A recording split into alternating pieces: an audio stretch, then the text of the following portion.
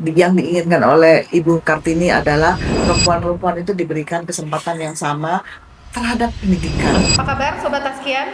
Ketemu lagi dengan podcast Taskia. Hari ini spesial banget nih karena hari ini bertepatan dengan tanggal 21 April di mana kita memperingati hari ini sebagai hari lahir Kartini dan kita juga merayakan hari besar Kartini ya. Dan di sini sudah ada Kartini-Kartininya Taskia nih. Di sini perkenalkan ada Prof Murniati Mukhlisin.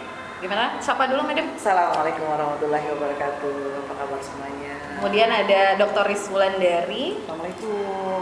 Dan ada Dr. Anita Priyantina. Assalamualaikum. Ada Kak Melvina Syahnul Lubis. Dan saya sendiri Aminah Nuriyah, dosen juga di Taskia. Baik, sedikit kita akan mengupas tentang Kartini masa kini ya, ibu-ibu, kakak-kakak nih ya. Jadi saya pengen tahu nih pendapatnya terkait pandangannya sosok Kartini di masa ini tuh ada apa nggak sih, dan apa yang bisa kita ambil inspirasi gitu ya dari beliau ini gitu. Coba dari Madam Ani dulu mungkin ya. Terima kasih Teh Nui. Iya memang kita nggak bisa ngebayangin ya 147 tahun yang lalu beliau lahir sebagai seorang anak bupati, tinggal di pedesaan, kemudian pada zaman Belanda, penjajahan Belanda, kemudian tumbuh sebagai seorang anak yang cerdas, kemudian hidup tentunya sebagai anak bupati yang mempunyai akses kepada pendidikan dan informasi-informasi dari luar, dan dia kemudian juga sempat bersekolah, namun sebagai anak bangsawan dia tidak terlalu boleh keluar rumah, namun dia punya akses untuk berteman dengan teman-temannya yang dari luar negeri, sehingga sering surat-suratan ya. Dari situlah dia mendapatkan informasi-informasi tentang emansipasi perempuan. Nah memang kita lihat dari angle positifnya bahwa yang diinginkan oleh Ibu Kartini adalah perempuan-perempuan itu diberikan kesempatan yang sama terhadap pendidikan. Dan ternyata kalau kita lihat dari perspektif syariah, ya memang ini sangat-sangat pas sekali, apalagi dalam Islam kita tahu bahwa perempuan-perempuan ini adalah madrasatul ula.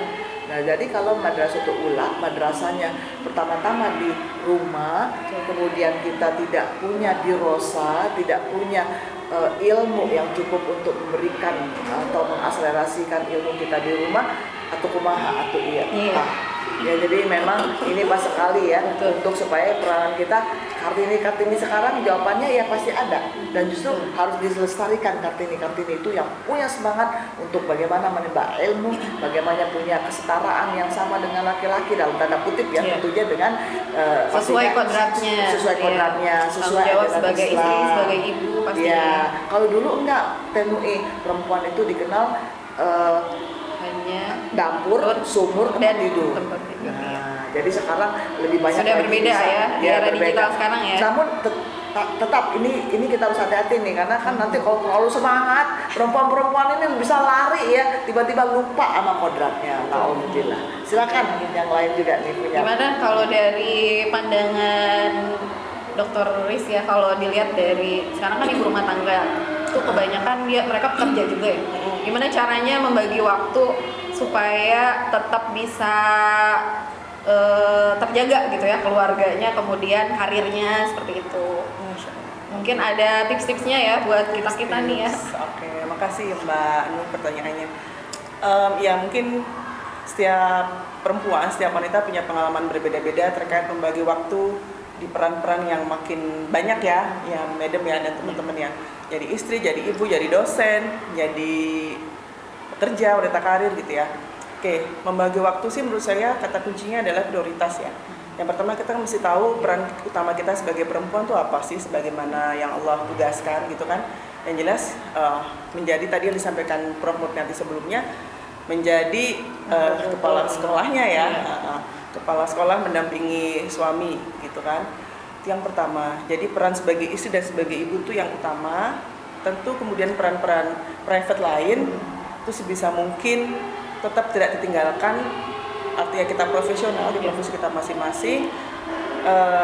Tentu perlu suportif dari keluarga Mbak, menurut saya support itu system ya, support system yang penting, dan juga support system lingkungan kerja nih, kayak atas kan support banget nih ibu kayak kita nih, misalnya sewaktu-waktu ada urusan domestik yang memang ujur syar'i, kita bisa izin dengan baik. Jadi rasanya pembagian waktu, prioritas yang udah bagian waktu yang baik. Mungkin itu. Tadi mungkin pengen nambahin dikit. Bu R.A. Kartini itu kan kalau nggak salah kumpulan surat-suratnya yang disampaikan Prof. Murniati tadi Sudah bukan ya, Betul. yang judulnya Habis gelap terbitlah terang. Masya Allah. Kalau nggak salah itu cuplikan Al-Quran ya, diambil Al-Quran. Aduh, saya lupa Quran suratnya, nanti mungkin ada di sini ya, mungkin akan ditulis di sini Qurannya. Tapi poinnya adalah ternyata dari setiap kesulitan yang dihadapi oleh perempuan, wanita, sebagai istri, sebagai apapun perannya, selama dia berpijak sama tauhidnya, agamanya, kemudian dia belajar dari orang-orang yang lebih paham, suatu saat akan ada jalan keluar dari setiap kesulitan. Masya Allah, itu mungkin. Duh, daging semua ya. Nah, sekarang kita beralih ya, karena Miss Anita nih lagi concern banget tentang halal. Kita tahu bahwa ya tadi akhwat-akhwat atau perempuan masa kini nih udah makin banyak terkena influence dari luar juga ya, dan mereka tuh pasti pengen nyoba-nyoba nih, terutama kayak masalah kosmetik gitu kan ya. Terus kemudian juga mereka pengen coba-coba skincare baru atau ada treatment. Nah, ini gimana nih supaya kita jangan sampai malah menyimpang dari aturan-aturan Islam gitu. Yang halal itu seperti apa gitu pandangannya mungkin. Jadi kalau saya mencoba mengaitkan Kartini dengan industri halal, gitu ya. Kartini itu kan dulu sebenarnya bukan membawa pandangan baru, karena kan Islam sebenarnya sudah membawa ajaran atau nilai-nilai tentang kesetaraan laki-laki dan perempuan, bahwa perempuan juga boleh untuk, bahkan wajib juga untuk belajar, untuk mengembangkan diri, gitu ya, untuk memiliki hak-hak yang tidak jauh berbeda antara laki-laki dan perempuan. Ajaran ini sebenarnya juga sudah ada dalam Islam.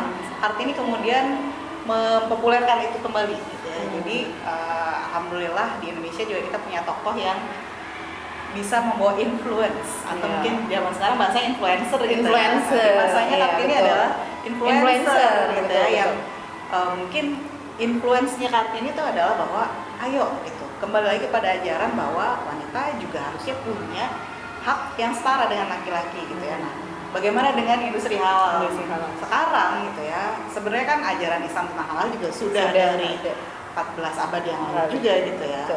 Tapi kita di Indonesia kadang-kadang gitu ya, ada yang berpikir, kenapa sih harus membahas hal-hal yang mungkin di tempat-tempat tertentu bahkan kadang udah sih gitu kan, sudah biasa gitu ya. Gitu sesama Islam masih mempertanyakan ini halal atau tidak gitu ya. Bahkan ada yang mengatakan janganlah kita mencoba mematikan rezeki orang gitu ya, ketika kita mencoba untuk menanyakan ini tuh halal atau tidak sih. Nah, sebenarnya inkaran Kartini sekarang di industri halal adalah mereka-mereka yang berani untuk speak up. Gitu ya, berani untuk speak up bahwa ayo loh, kita juga perlu sosialisasikan kembali. Siapa tahu ada pihak-pihak yang memang belum tahu. Jadi kadang bukan suzon ya, bukan ingin mematikan usaha orang, termasuk tadi mungkin skincare yang disebutkan sama Kak Nui gitu ya. Tapi justru kalau semua pihak sudah sadar halal, maka nggak cuma produsen, nggak cuma konsumen gitu ya. Kalau semuanya udah aware dengan halal tuh akan enak sekali loh, kita tidak akan kesulitan lagi mencari-cari produk yang udah jelas kehalalannya. Bahkan mungkin sampai ke tempat usaha, tempat wisata yang buat kita juga jadi nyaman kan. Kita kalau mau jalan-jalan, nyari makanan travelingnya ya, halal destination-nya. Buat perempuan kan skincare udah jadi kebutuhan ya. Jadi kalau dulu kayaknya agak sulit ya mencari yang ada label halalnya, tapi setelah semakin banyak orang yang paham gitu ya, kemudian pemerintah juga memfasilitasi dengan wajib halal Oktober nih 2026. Kita campaign juga nih ya, berarti ya, semoga didukung oleh pemerintah ya. Kita ingat banget kan hari ulang tahun Medan itu. Kartini maka Kartini di industri halal adalah para influencer yang berani untuk mengedukasi diri, keluarga, teman-teman, komunitas bahwa ayo stay halal guys. Oke. Kalau gitu ini menarik banget ya, karena tadi kita ngomongin halal industri, kalau ngomongin perempuan itu kan pasti harus di rumah tangga ya, itu berhubungan juga dengan finansial ya. Nah, di sini ada Kak Vina nih udah punya banyak pengalaman di industri perbankan syariah ya. Mungkin bisa sharing sedikit gitu ya terkait dengan apa namanya yang bisa kita lakukan gitu ya sebagai perempuan untuk bisa mengedukasi ya terkait keuangan syariah, khususnya buat para Gen Z nih ya yang hobinya katanya healing, benar-benar healing, tapi mereka lupa tuh untuk bisa saving dan mungkin investasi juga ya gitu. Ini seru banget. Aduh, pertanyaan. Ini semuanya di sini semua sebenarnya gitu ya. Tadi seru banget bahas Kartini di tentang keluarga ya, tentang prioritas waktunya dan juga hal industri. Nah, tadi kami spesifik nanya tentang finansial. Nah, terbukti juga sekarang perbankan syariah itu sekitar sudah 20 lebih ya usianya gitu, dan di sana juga banyak gitu, gak hanya laki-laki yang memperjuangkan tentang ekonomi syariah, tentang perbankan syariah, tentang produk-produk keuangan syariah. Banyak juga di sana teman-teman dari teman-teman para wanita gitu yang berpikir untuk gimana sih gitu untuk keuangan syariah ini tetap sesuai dengan ajaran Al-Quran dan Sunnah yang sudah diperintahkan oleh Allah juga di sana. Gitu. Jadi tadi apa namanya, kalau kita punya uang jangan lupa untuk simpannya juga di bank syariah. Nah, itu benar. Jadi ingat akad-akadnya yang aman sehingga kita nggak terjerumus dengan hal-hal yang nantinya membawa kita ke neraka lah gitu. Jadi ini banyak banget ya insight hari ini teman-teman ya dari Madam Ani yang pastinya kalau menurut saya sih Madam merupakan sosok Kartini masa kini juga ya. Betul. Jadi role model kita gitu ya, apalagi di Tazkiyah sendiri profesor pertama satu-satunya saat ini yang nanti insya Allah akan menyusul ya dari kita semua, insya Allah, amin. Dan masukan juga tadi dari Dr. Riz membagi waktu ya, ini juga self reminder ya buat kita semua dan saya sendiri terutama. Kemudian dari sisi halal Miss Anita ya, dan insya Allah kita akan menciptakan ya para influencer halal dari Tazkiyah ya, dan juga tadi terkait literasi keuangan syariah oleh Mbak Vina, dan pastinya kita juga terus mengkampanyekan untuk kita ayo kibarkan lagi ya keuangan syariah, dan kita tingkatkan lagi market share bank syariah ya terutama pastinya untuk ini. Dan pastinya salah satu jalannya mungkin teman-teman bisa banyak belajar dari Tazkiyah ya. Kita banyak sekali mengadakan kegiatan ya, webinar Tazkiyah, kemudian kita juga ada event-event untuk anak di sekolah menengah gitu ya. Teman-teman kalau banyak pengen tahu tentang Tazkiyah boleh silakan langsung daftar dan kepoin S3 insya Allah mudah-mudahan program doktoral ya, doktoral ekonomi syariah. Silakan kepoin semua medsosnya Tazkiyah, dan boleh dikepoin juga ya akun-akun medsosnya masing-masing para Kartini Tazkiyah. Jadi kita makin semangat buat terus mengedukasi kalau teman-teman semua. nggak datang ke Tazkiyah kayaknya belum seru gitu. Betul, Belum sempurna. Pengen tahu Kartini sekarang ada di Tazkiyah. Betul banget. Mungkin itu dari kami, terima kasih banyak. Ada pesan untuk Terima kasih teman-teman? cukup, insya Allah ini keren sekali ya. Jadi kita nanti bisa jumpa lagi di lain kesempatan Dengan misalnya di tanggal 2 Mei kan Hari Pendidikan ya. Nanti kami akan cerita lagi lebih lanjut tentang makna pendidikan dan bagaimana sih peranan pendidikan saat ini untuk meningkatkan kesejahteraan keluarga-keluarga Indonesia. Apalagi pendidikan yang hubungannya dengan ekonomi dan keuangan syariah dan industri halal. Ada nggak sih? Nah, ya tunggukan tanggal mainnya. Jadi jangan lupa nanti kalau ada pertanyaan boleh banget ya, silakan komen di bawah, dan bisa langsung juga berkonsultasi mungkin ya dengan para dosen di Tazkiyah gitu. Terima kasih, saya tutup podcast kita pada pagi hari ini. Assalamualaikum warahmatullahi wabarakatuh. Waalaikumsalam warahmatullahi wabarakatuh.